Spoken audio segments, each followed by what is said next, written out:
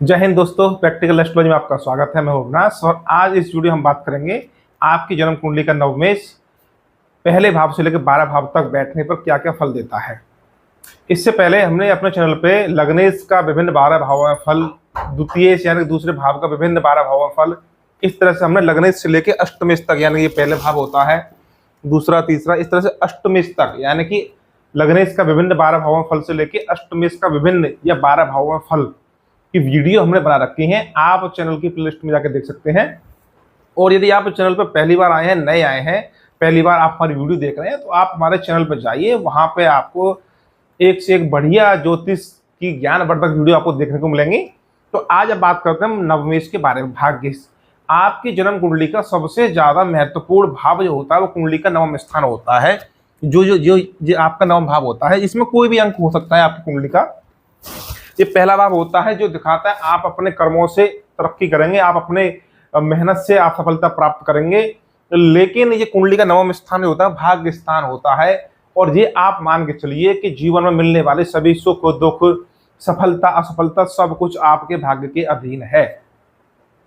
तो यदि आपको बिना अंधेरे में भटके हुए जीवन की सफलता प्राप्त करनी है, तो आपकी कुंडली में कुंडली का नवम स्थान का स्वामी, ये नवम भाव आपका बली होना चाहिए। और जिन जातकों की कुंडली में नवम भाव का स्वामी या नवम भाव और उसके कारक गुरु कमजोर होते हैं, निर्बल होते हैं, वो जातक बहुत ज्यादा मेहनत करते हैं, प्रयास करते हैं, लेकिन उस मेहनत और प्रयास के अनुरूप जीवन में सफलता देखने को नहीं मिलती है।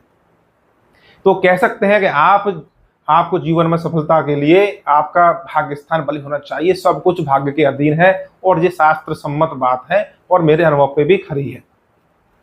तो अब बात करेंगे पहले भाव के स्वामी का, आपके नवम भाव के स्वामी का पहले भाव में फल क्या होता है। यहाँ हम बात बिल्कुल संक्षेप में करेंगे, कम शब्दों में करेंगे, और उन कम शब्दों का आप अर्थ समझिए, क्योंकि ये कुंडली का नवम स्थान जो होता है ये सबसे प्रबल आपका त्रिकोण स्थान होता है।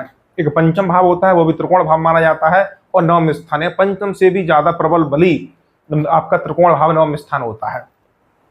और जो लगन में जो पावर होती है, वो लगन आपके त्रिकोण में भी गिनती उसकी की जाती है और आपके केंद्र में भी उसका गिनती की जाती है।